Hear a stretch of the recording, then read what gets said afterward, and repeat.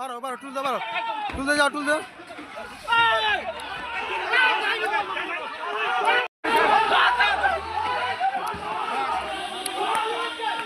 বারো বারো তুলতে বারো তুলতে যাও তুলতে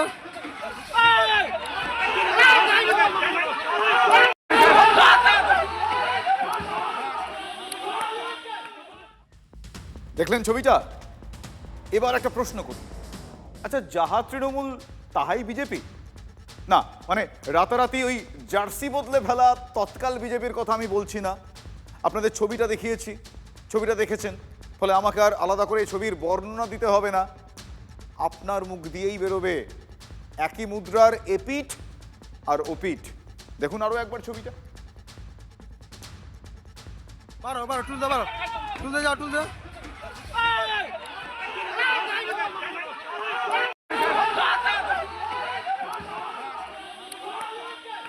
বারো বারো তুলতে বারো তুলতে যাও তুলতে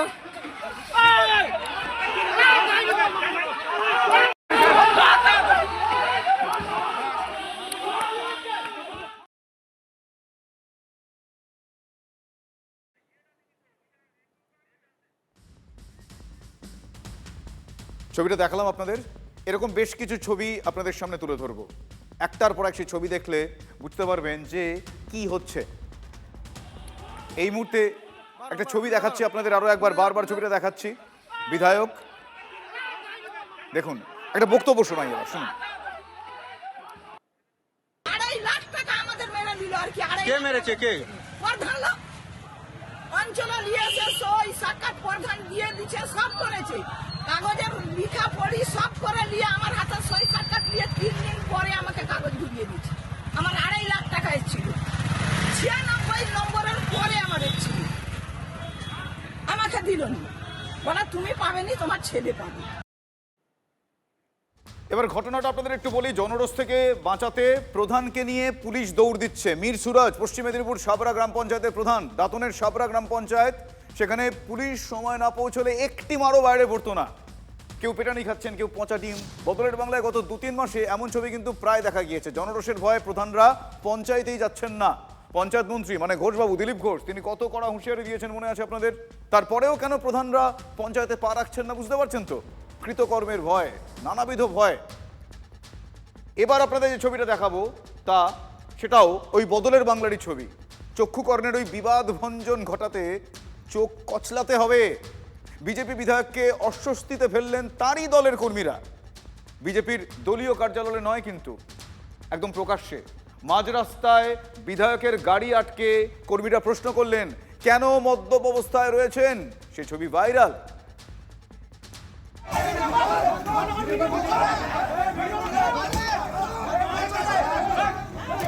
এই যে মন্তেশ্বর থানার, ঠিক আছে, এমএলএ সৈকত মাজা, এখানে মারপিট লাগিয়ে তিনি এখানে আড়ালে দাঁড়িয়ে আছেন, এখানে আড়ালে দাঁড়িয়ে আছেন। এখানে আপনার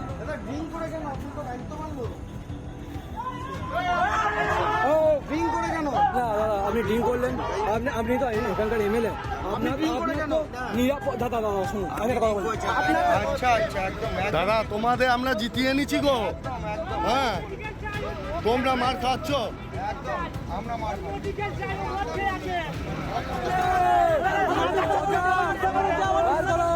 আপনার মতন মানুষ হয় না দাদা, আপনাকে প্রচুর ভালোবাসা হতো দাদা।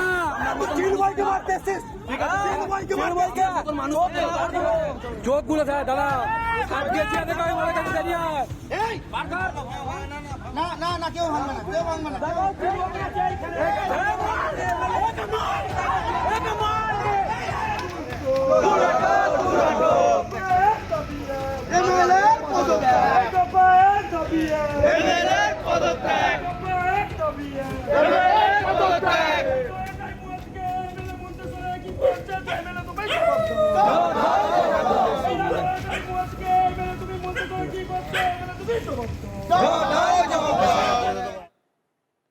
ইনি মন্তেশ্বরের বিজেপি বিধায়ক সৈকত পাঁচা। আজ যারা তার গাড়ি আটকাচ্ছেন, কদিন আগে তারাই তো বিধায়ককে জিতিয়ে এনেছেন, ফুল ছুড়ে অভ্যর্থনা করেছেন। মাত্র 3 মাসের মধ্যে পদ্মের ঘরে এমন অশান্তির ছবি কেন দেখতে হচ্ছে? টানা 3 ঘন্টা বিক্ষোভের মাঝে আটকে পড়েন বিধায়ক। শেষ পর্যন্ত পুলিশ গিয়ে প্রোটেকশন দেন মন্তেশ্বরের বিধায়ককে। প্রশ্ন হচ্ছে এমনটা কেন হলো? বিজেপির ঘরের খবর, এর পিছনে রয়েছে দুই গোষ্ঠীর লড়াই। ভাবছেন আবার গোষ্ঠীদ্বন্দ্ব? এই তো আগের সরকারের আমলে বারবার শোনা যেত, এক্ষেত্রেও তাই। সৈকত মাজা ভার্সেস চিন্ময় রায়। এক্ষেত্রে চিন্ময় যুব মোর্চার প্রাক্তন সভাপতি, বিজেপির স্থানীয় নেতা তিনি। ভোটের পর থেকে এই মন্তেশ্বরের এই দুই গোষ্ঠীর মধ্যে লেগে গিয়েছে কোন্দল, গোষ্ঠীদ্বন্দ্ব। গত শনিবার বিধায়ক ঘনিষ্ঠদের হাতে মার খেয়েছেন চিন্ময়ের এক অনুগামী। কয়েকটি বাইকও নাকি সেদিন ভাঙচুর করা হয়। এমএলএ নিজে দাঁড়িয়ে থেকে মার খাইছে তো। এমএলএ তো গাড়িটা ওখানে দাঁড় করিয়েছিল। গাড়ি থেকে নেমে মারতে লাগলো, তাই তো? হ্যাঁ, কে কে ছিল মারামারি? তোমাকে মেরেছে কে কে? মেরেছে কে কে আমি তো কাউকে ধরো চিনি না। নিজের দলের লোককেই কেন মারধর?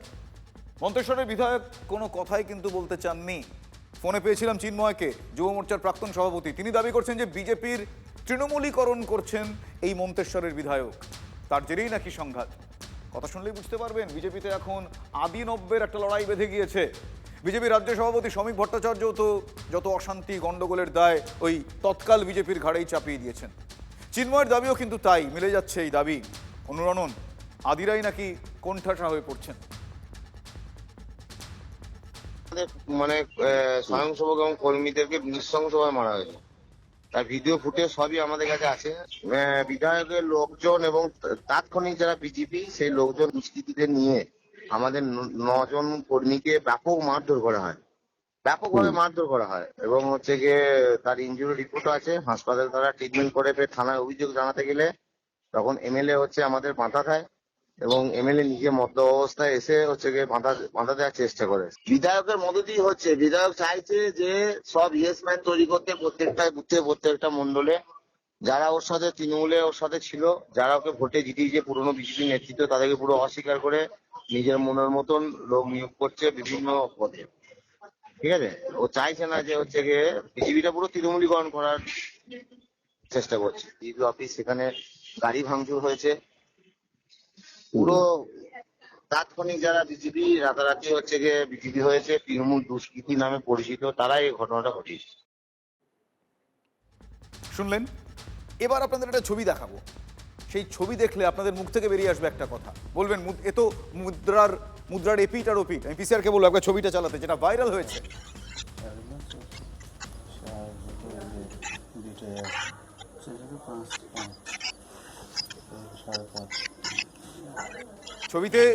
ছবিতে যাকে টাকা গুনতে দেখছেন, ভুল করবেন না, তিনি তৃণমূলের কেউ নন, উনি বিজেপির মন্ডল সভাপতি।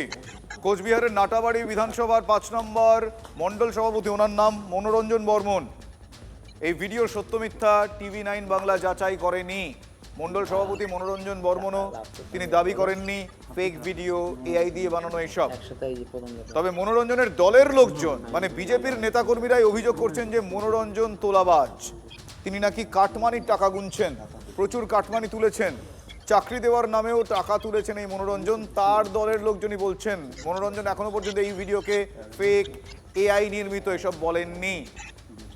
দলটা 3 মাস হলো ক্ষমতায় এসেছে, আর তাতেই চারপাশে তোলাবাজির যে সমস্ত ছবি সামনে আসছে, শ্রমিক ভট্টাচার্য নিজেও কিন্তু অস্বস্তিতে পড়ে গিয়েছেন। তিনি কি বলেছিলেন মনে আছে আপনাদের? এটা তার জন্য, বঙ্গ বিজেপির জন্য নিঃসন্দেহে বিড়ম্বনা। বিজেপির শৃঙ্খলা রক্ষা কমিটি 22 জনকে ছেঁটেছে, মানে তোলাবাজির অভিযোগে 22 জনকে সাসপেন্ড করেছে। তারপরেও দেদার তোলাবাজি চলছে। নাটাবাড়ির এই মন্ডল সভাপতিকে বহিষ্কারের দাবিতে বিজেপির নেতাকর্মীরা পথে নেমেছেন, সেই ছবি আপনাদের দেখাচ্ছি।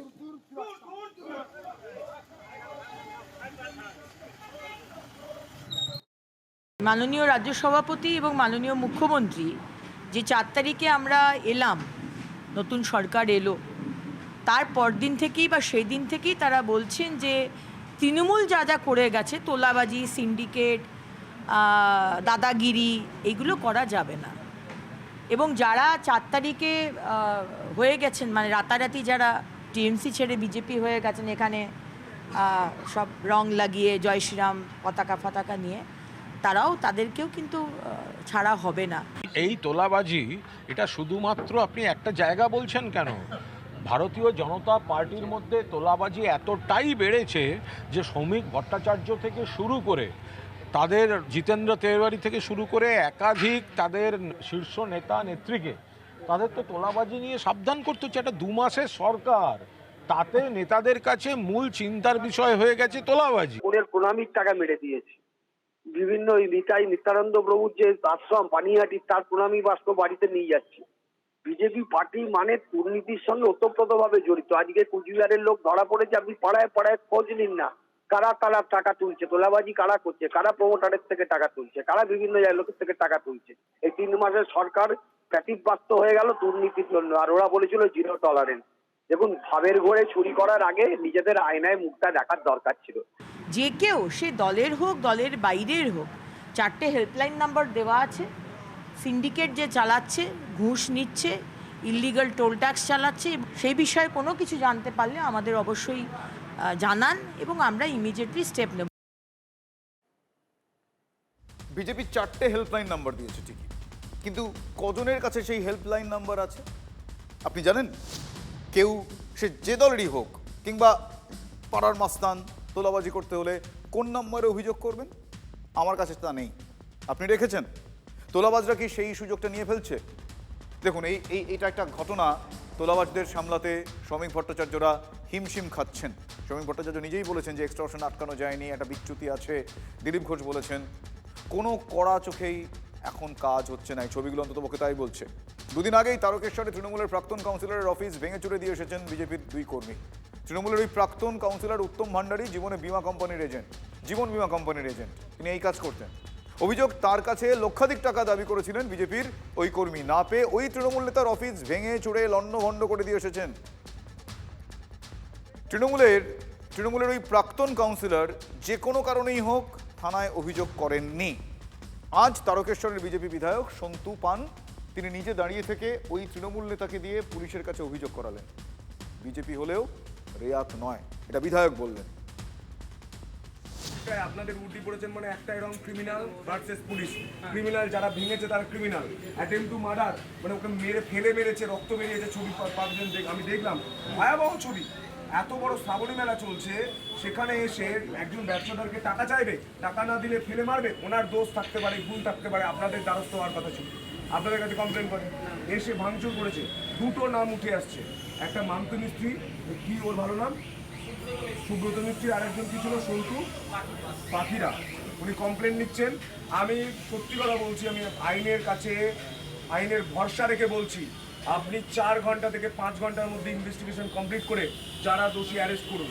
কোনো রং দেখবেন না, কারো চাপে আসবেন না। আমি প্রকাশ্যে ক্যামেরার সামনে বলছি, সিএম সাহেব এটা চান না, রাজ্যের মুখ্যমন্ত্রী এটা চান না, আমাদের দলের প্রেসিডেন্ট তিনি এটা চান না। যা অভিযোগ পাচ্ছিলাম, পরিবারের 4 জন 4 দিকে যাচ্ছেন, 4 জনই বলছেন এত দাও।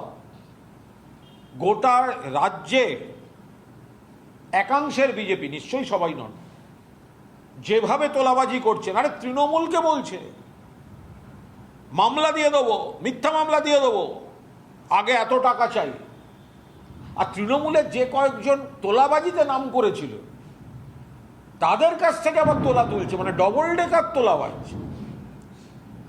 আর তৃণমূলের যারা তোলাবাজিতে নাম করেছিল তাদের বলছে এবার 17খানা মামলা একসঙ্গে দিয়ে দেবো, যা তোলা তুলেছে তার থেকে আমাদের এত দাও। ভয়ঙ্কর ব্যাপার। বিজেপি একটা অন্য রাজনৈতিক দল, বিজেপি কি করবে, কিভাবে তার ইমপ্লিমেন্টেশন হবে, সেটা বিজেপির নিজস্ব আভ্যন্তরীণ ব্যাপার। তো সেটা, সেই বিষয়ে আমি তো মন্তব্য করতে পারবো না।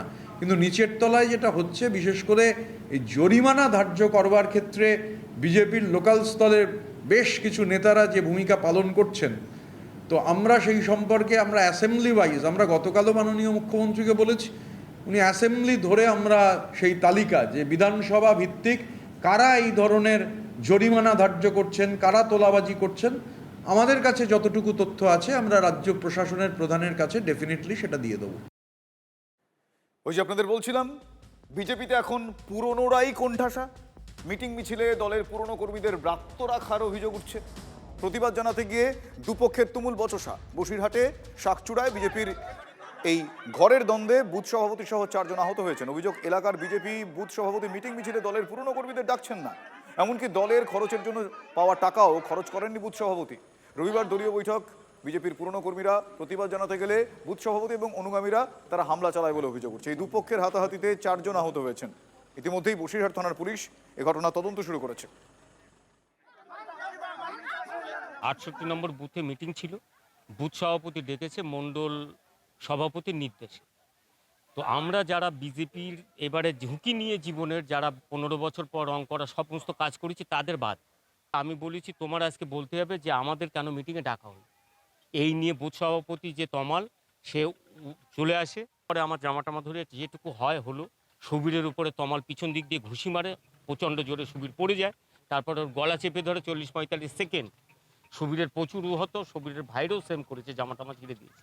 টুবাই পাল সে মানে পুলিশ এনে, আমাদের গ্রামে এখন পুলিশ এনেছে আমরা যা খবর পাচ্ছি। তো আমরা যাই বিচারের জন্য স্যারের কাছে, স্যার প্রশাসন যে ব্যবস্থা করার করবে। এখানে ওই একটা বিজেপির মিটিং হচ্ছিল, শান্তিপূর্ণভাবেই হচ্ছিল জিনিসটা। কতগুলো লোক এসে উজ্জ্বতি আরম্ভ করলো। এবার আমার স্বামী তমাল ঘোষ মারপিট, ওকেই মারলো, বুকে মারলো, বুকে লেগেছে, পায়ে লেগেছে, মাথায় লেগেছে, বিভিন্ন জায়গায় চোট পেয়েছে। এবার ওকে বাদ দিতে হবে দল থেকে, ওদের নিতে হবে। এবার সবাই বলছে তোরা থাক তোদের মতো, না একে বাদ দিতে হবে এরমভাবে। আর এদের মূল হচ্ছে, এদের মাথার হচ্ছে ইন্দ্রজিৎ ঘোষ। এই রাজ্যে বিজেপি ক্ষমতায় আসার পর 6 মাসও এখনো অতিক্রান্ত হয়নি, তার ভিতরে আমরা দেখতে পেয়েছি প্রত্যেকটা জায়গায় বিভিন্নভাবে সমস্যার সৃষ্টি হচ্ছে। তাদের ভিতরে বিভিন্ন বড় নেতা, ছোট নেতা, তাদের ভিতরে মিল নেই, তাদের ভিতরে বিভিন্নভাবে মতানৈক্যর সৃষ্টি হচ্ছে। এটা নিয়ে আমাদের বেশি কিছু কথা বলার নেই, যা বলার উচ্চ পর্যায়ে নেতৃত্বরা বলবে।